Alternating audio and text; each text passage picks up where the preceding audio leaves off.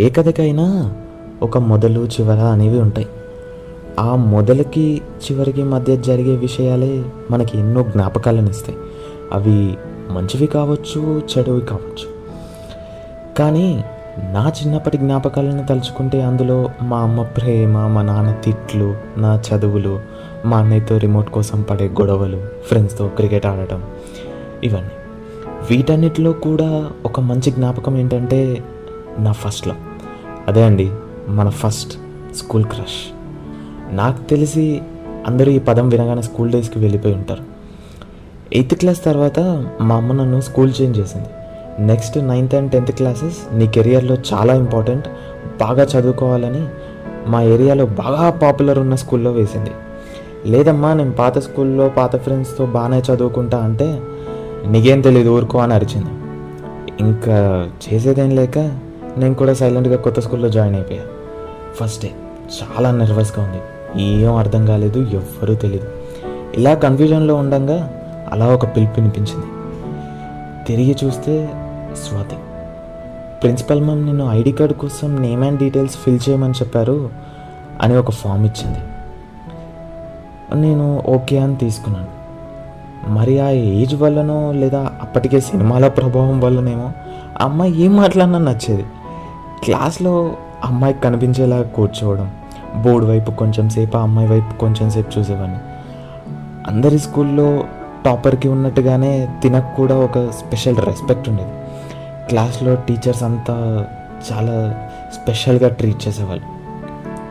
ఒకరోజు క్లాస్లో మా తెలుగు టీచర్ కవిత రాసుకొని రమ్మన్నారు. ఎవరు బాగా రాస్తే వాళ్ళ కవిత అసెంబ్లీ హాల్లో చదివి వినిపిస్తా అని మా టీచర్ అన్నారు. నేను ఇంక ఇదే ఛాన్స్ ఎలాగైనా స్వాతిని ఇంప్రెస్ చేయడానికని రాయడానికి ట్రై చేశాను. ఫస్ట్ అటెంప్ట్ దొబ్బింది. తర్వాత మా అమ్మని అన్నయ్యని హెల్ప్ అడిగాక ఎన్నో ట్రయల్స్ తర్వాత లాస్ట్కి ఒక కవిత సెట్ అయింది. అది తీసుకెళ్ళి మా తెలుగు టీచర్కి వినిపిస్తే మా తెలుగు టీచర్ షాక్. వీడు హోంవర్కే చేయడు, కవిత ఇంత బాగా రాశాడా అని. ఆ కవితని అసెంబ్లీ టైంలో నువ్వు కూడా చెప్పాలి అన్నారు. నాకు ఇంకా అర్థమైంది, నువ్వు కూడా అంటే నేను ఎక్స్పెక్ట్ చేసినట్టుగానే స్వాతి రాసిన కవిత కూడా మా టీచర్ పిచ్చ ఇంప్రెస్డ్ అనమాట. నేను ఇంకా అర్థమైంది.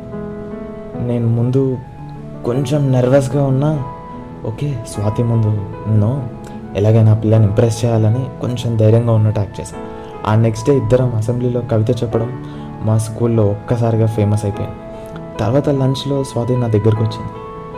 నేను షాక్. తను కంగ్రాట్స్, నీ కవిత చాలా బాగుంది అని చెప్పింది. ఎంతమంది మనల్ని అభినందించినా సరే మనకి నచ్చిన ఆ ఒక్క పర్సన్ నుంచి ఒక్క అప్రిసియేషన్ వస్తే ఆ హైట్ చాలా డిఫరెంట్గా ఉంటుంది. ఏ కథలో అయినా విలన్లు ఎక్కడి నుంచో రారు, మన ఫ్రెండ్స్ రూపంలో, బెస్ట్ ఫ్రెండ్స్ రూపంలో పక్కపక్కనే తిరుగుతూ ఉంటారు. ఇలా ఎందుకన్నానంటే నా ఫ్రెండ్ మనీష్ అని ఒకడు ఉండేవాడు.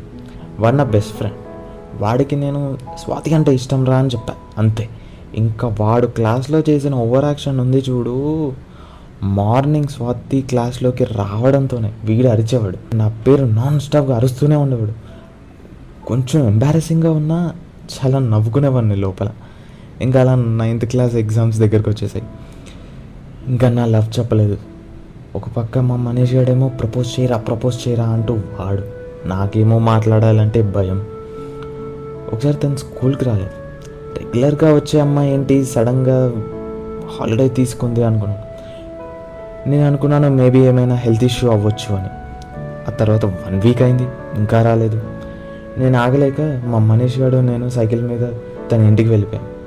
అప్పుడు తెలిసింది తన ఫాదర్ హార్ట్ అటాక్తో చనిపోయాడని.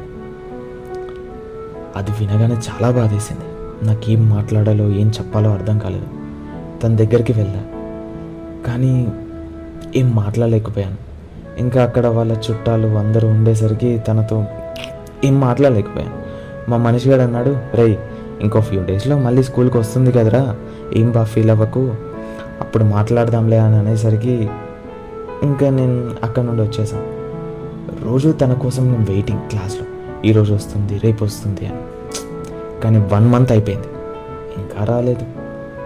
ఒకరోజు సడన్గా మా క్లాస్లో ప్రత్యక్షమైంది. నేను ఫుల్ హ్యాపీ, అమ్మయ్య ఈరోజు నుంచి అయినా తిను క్లాస్కి వస్తుందేమో అని. కానీ ఆ ఆనందం ఎక్కువసేపు ఉండలేదు. తను చెప్పింది మేము వైజాగ్కి వెళ్ళిపోతున్నాము అని. ఇంకా ఫిక్స్ అయిపోయా, ఈరోజు ఎలా అయినా తనతో మాట్లాడేద్దాం, నా లవ్ చెప్పేద్దామని. కానీ మళ్ళీ అనిపించేది, తనున్న పరిస్థితిలో మాట్లాడడం కరెక్ట్ అనిపించలేదు. ఆ రోజు తను ఇంకా కార్ ఎక్కి వెళ్ళిపోతుంది, నేను మాత్రం తను నా కంటి నుండి మాయమయ్యే వరకు నేను అక్కడే నిల్చొని చూస్తాను. తనతో ఎందుకు మాట్లాడాలి అనిపించింది ఒక్క సెకండ్. అయినా తనతో మాట్లాడితే వచ్చే భావం కన్నా ఈ అనుభూతి బాగుంది. ఈ చందమామ కన్నా తన వల్ల ఫీల్ అవుతున్న వెన్నెల బాగుంది నాకు. తనతో నేను ఎన్నో విషయాలు మాట్లాడలేకపోవచ్చు, కానీ తనతో మాట్లాడాలనుకున్న ఎన్నో మాటల వల్ల నాలో తెలియకుండానే ఒక రచయిత మాత్రం ఇప్పటికీ ఎప్పటికీ నాతోనే ఉన్నాడు. తన వల్లే నాలో లక్ష్యం ఏర్పడింది. మేబీ ఈ లక్ష్యం నాలో పుట్టడానికే తనతో పరిచయం ఏర్పడిందేమో. తన వల్లే గమ్యం తెలియని నా ప్రయాణానికి ఒక రచయిత అవ్వాలన్న లక్ష్యం నాలో పుట్టిందేమో. ఏమో, ఎవరికి తెలుసు. ఏ ప్రశ్నకి సమాధానం లేదు, కానీ తనతో ఉన్న ఈ ఫీలింగ్ బాగుంది. మాటల్లో చెప్పలేకపోవచ్చు, కానీ అది అనుభవించేవాడికి తెలుస్తుంది ఆ ఫీలింగ్ ఎంత హాయినిస్తుందో.